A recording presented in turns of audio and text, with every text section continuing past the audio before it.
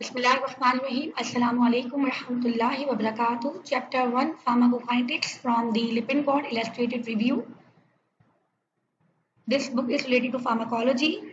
We are discussing the routes of administration. Today we will discuss the parenteral route. Parenteral route को अगर हम देखें तो it's paraenteral means away from enteral route. Enteral route में हमने देखा था oral था और sublingual था. So this route actually introduces the drug directly across the body's barrier defense into the systemic circulation. ये route ऐसा है कि drug directly आ जाएगी systemic circulation में. तो paraenteral या parenteral administration में ये रूट उन ड्रग्स के लिए हैं ताकि वो ड्रग्स जो कि पोरली एब्जॉर्ब होती हैं जीआई से, सबसे पहले वो ड्रग्स हैं जो कि पोरली एब्जॉर्ब होती हैं जीआई से, उनके लिए ये प्रेफर रूट है. सेकेंडली वो ड्रग्स जो कि अनस्टेबल हैं जीआई में, उनके लिए भी ये रूट प्रेफर है. थर्डली ये रूट इमरजेंसी सिचुएशन के लिए जब पेशेंट अनकॉन्शियस है, जब भी ये रूट प्रेफर है.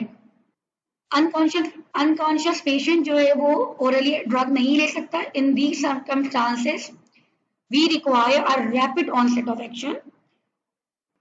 What are the other advantages?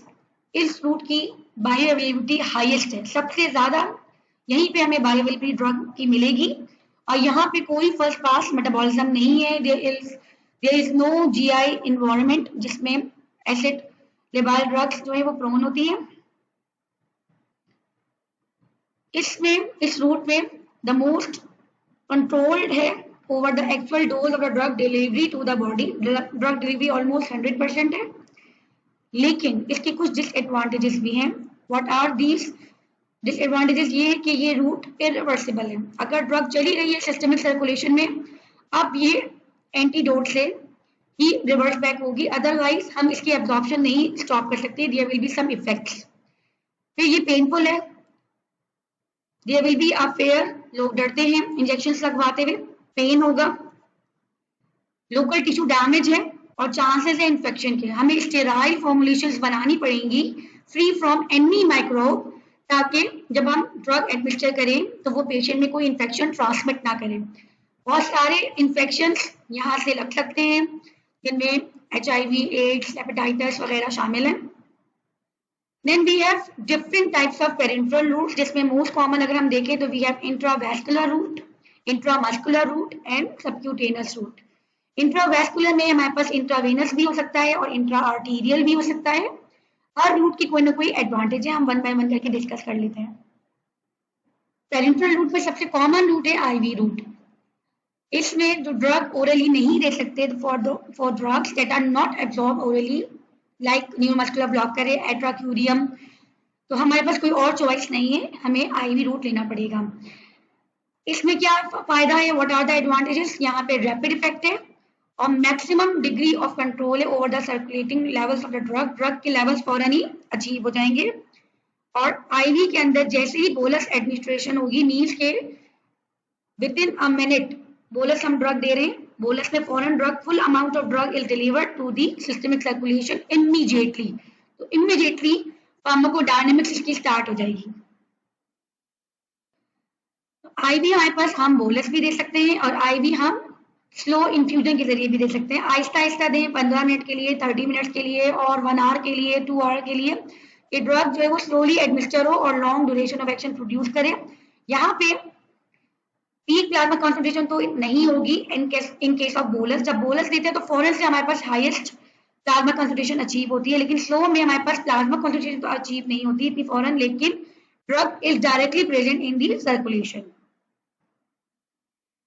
Secondly IV administration हमारे पास कब है? जब हमारे पास वो केमिकल जो कि इरिटेशन कॉज करते हैं वो भी इस रूट के थ्रू दिए जा सकते हैं. जब इरिटेशन कॉज करते हैं तो ये ब्लड के अंदर भी, स्मूथ मसल्स के अंदर भी इरिटेशन कॉज कर सकते हैं, लेकिन चूंकि ब्लड कंटिन्यूस पंप हो रहा है तो ये फौरन से ड्रग डाइल्यूट हो जाती है, तो इनकी इरिटेशन प्रॉपर्टी कम हो जाती है एज कम्पेयर टू GI. अगर हम GI में ये ड्रग देते तो वहां से रिमूवल ऑफ ड्रग इतना फास्ट नहीं है जितना कि फास्ट है ब्लड में. इसीलिए हम कह सकते हैं कि इरिटेशन भी अगर ये कॉज कर रही है तो ब्लड के थ्रू, IV रूट के थ्रू इनकी इरिटेशन कम होगी because the drug is rapidly diluted by the blood.